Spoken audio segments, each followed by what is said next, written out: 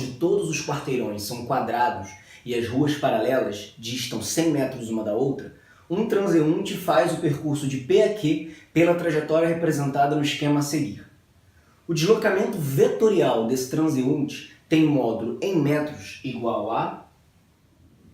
Bom, gente, aqui a gente está preocupado com deslocamento vetorial, na verdade o módulo do deslocamento vetorial. E eu queria chamar sua atenção para uma coisa. Quando você aprendeu o conceito de ΔS na frente A, aqui a gente está na frente B, na parte vetorial, você aprendeu que o ΔS é calculado como posição final menos posição inicial, S menos S0, ok?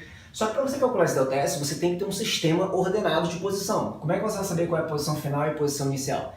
Tem que ter um plano cartesiano ou uma linha orientada, de modo que você tenha uma noção de posição desse movimento, onde começou e onde terminou. Aqui, por exemplo, a gente tem um movimento que começou no ponto P e terminou no ponto Q. Percebe-se que o movimento não foi dado em uma linha reta, o movimento não foi unidimensional, não foi apenas uma dimensão. Ele veio nessa linha, mas depois veio nessa, depois veio nessa. Então o movimento é bidimensional. Quando o movimento é bidimensional, a gente não pode simplesmente usar essa fórmula, porque qual vai ser o ponto final e o ponto inicial?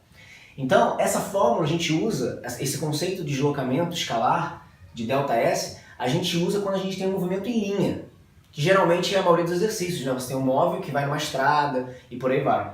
Agora, nesse problema a gente não pode usar isso, porque a gente não tem um referencial de coordenadas no movimento de linha, né? No movimento unidimensional. Então o que a gente tem que usar aqui? A gente tem que usar o conceito de deslocamento vetorial, ok? Então o que é o deslocamento vetorial? O deslocamento vetorial nada mais é do que o vetor que sai do ponto de partida e chega no ponto de chegada. Nada mais é do que uma linha que liga o ponto de partida e o ponto de chegada, como a gente viu também em sala, ok? E aqui a grande pegadinha nessa questão, a grande maldade é você cair nessa pegadinha, é você calcular o deslocamento dele como se fosse a distância percorrida. A gente viu também em sala que deslocamento não é igual à distância percorrida. Por exemplo, aqui a gente tem cada linha dessa, cada traço desse, a questão fala que são 100 metros, né? Então a gente tem 100, 100, 100, 100, 100, 100, 100. Se você somar tudo vai dar 700 metros, né? E inclusive tem essa alternativa na questão. Mas não é a resposta. Por quê? Isso não é o deslocamento dele, isso é a distância percorrida.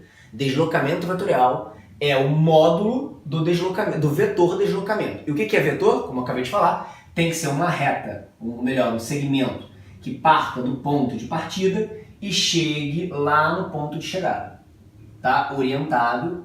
Sempre vetor tem orientação, lembre disso, né? Tem sentido. A gente tem que calcular o módulo desse vetor, né? Esse daqui é o vetor de deslocamento dele, né? E lembre que vetor a gente sempre coloca com uma setinha em cima. Eu tenho que calcular o módulo desse vetor, né? Gente, mas o módulo desse vetor é o tamanho desse traço, tá? É o tamanho exatamente desse traço, que a gente pode calcular usando esse triângulo aqui que a gente tem, que é um triângulo retângulo, né? Tem um ângulo reto aqui, né? Já que esses quarteirões aí são formados por quadrados. Então aquele ângulo é reto. E eu sei que, por exemplo, na horizontal aqui eu tenho um quadradinho, 2, 3, 4 quadradinhos. Cada quadradinho são 100 metros. Então aqui eu tenho 400 metros. Na vertical eu tenho 100, 100, 100. São 300 metros. Eu quero calcular agora aquele pedaço vermelho. Eu posso fazer isso pelo teorema de Pitágoras, né?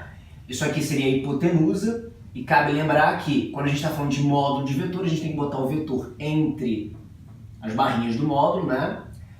A hipotenusa seria esse cara. Então, isso aqui elevado ao quadrado é igual a cateto ao quadrado mais cateto ao quadrado, né? Vocês sabem que esse triângulo aqui é um triângulo clássico, pitagórico clássico, que é aquele triângulo 3, 4, 5. Você pode guardar isso para a sua prova, né, ou para qualquer questão que você fizer. Sempre que você vir 3, 4 nos catetos, a hipotenusa vai ser 5. Aqui não é 3, 4, aqui é 300 e 400. A hipotenusa vai ser 500, tá? Você faria essa conta aqui e você descobriria que o módulo do deslocamento é igual a 500 metros.